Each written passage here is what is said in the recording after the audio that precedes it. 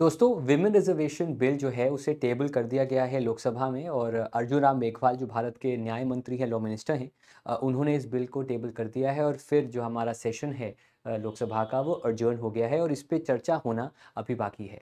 अगर ये पास होता है तो भारतीय संसद में खास तौर पे लोकसभा में 33% रिजर्वेशन मिलेगा महिलाओं को। मतलब 181 सीट्स पर जो आरक्षण होगा वहाँ पर चुनाव सिर्फ और सिर्फ महिलाएं लड़ सकती हैं।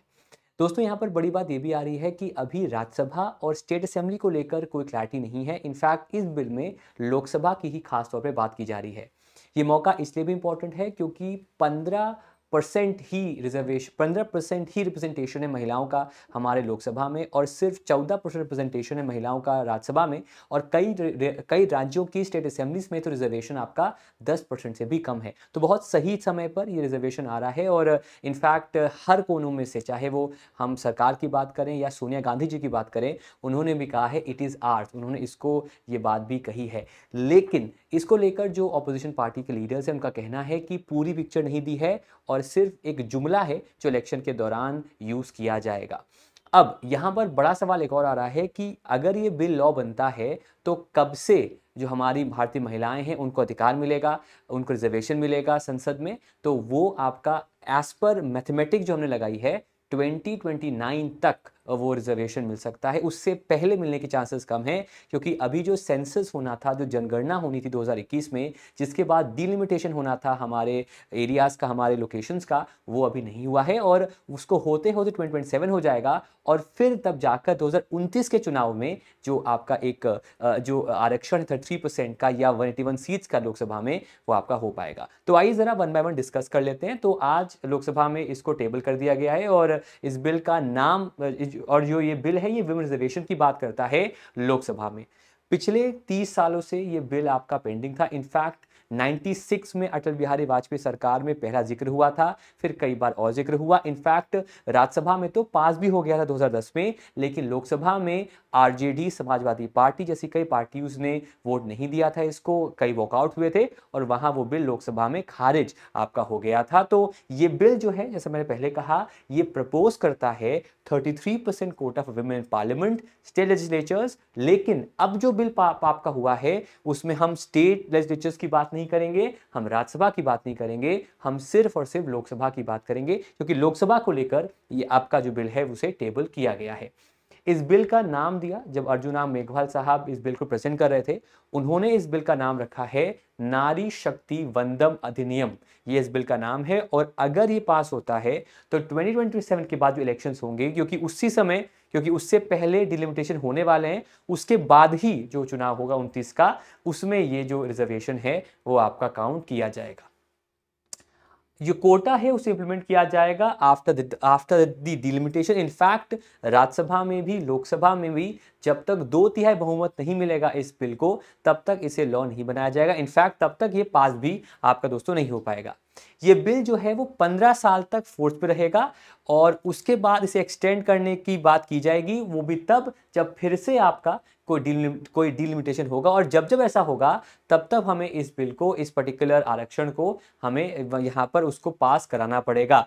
और इंपॉर्टेंटली जो है, the seats reserve for women will be rotated after each delimitation exercise. मतलब जब जब होगा डिलिमिटेशन, जब जब रिफॉर्म होगा या हमारे एरियाज को, डिस्ट्रिक्ट्स को चेंज किया जाएगा, उनके एरियाज को, या पूरी एक्सरसाइज होगी, उसके बाद रोटेशनल बेसिस पर रिजर्वेशन को भी आपका चेंज किया जाएगा।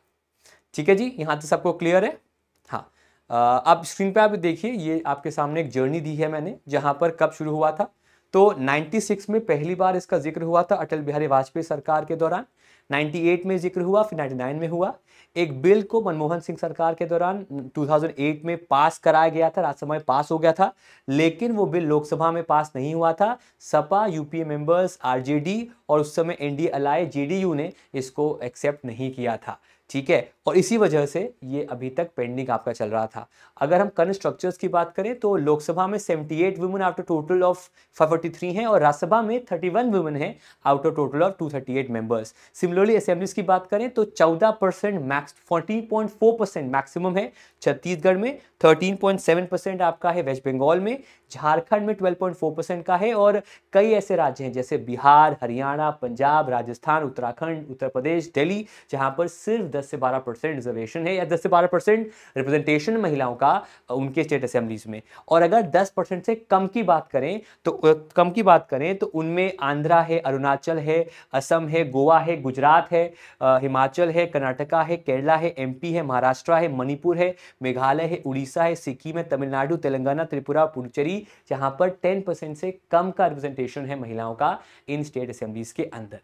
अब जो नया आपका जो बिल है, जैसे मैंने पहले बताया, 33% रिजर्वेशन देगा महिलाओं को लोकसभा में। हाउएवर अभी राज्यसभा को लेकर, स्टेट असेंबलीज को लेकर कोई अब बात नहीं हुई है।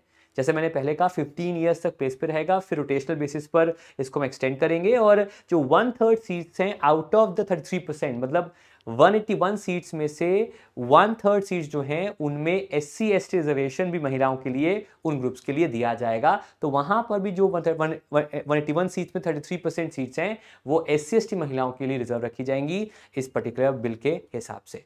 उम्मीद करते हैं आपको ये वीडियो पसंद आया होगा।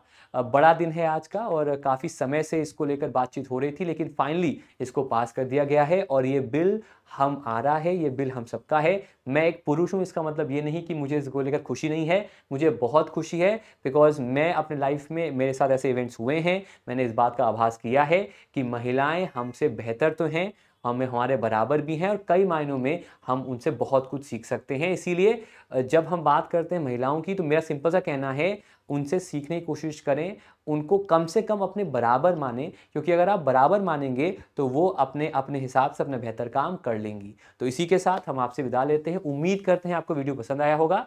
वीडियो को लाइक कीजिएगा, वीडियो को शेयर कीजिएगा और हमारे चैनल एक्सप्लेन बाय कुश को सब्सक्राइब करना मत भूलिएगा। नया चैनल है, उस चैनल पे लगातार बेसिस पे, रेगुलर बेसिस पे हम आपके लिए बर्निंग इश्यूज को लेकर आते रहेंगे। Thank you so much everyone and take care. Thank you so much guys.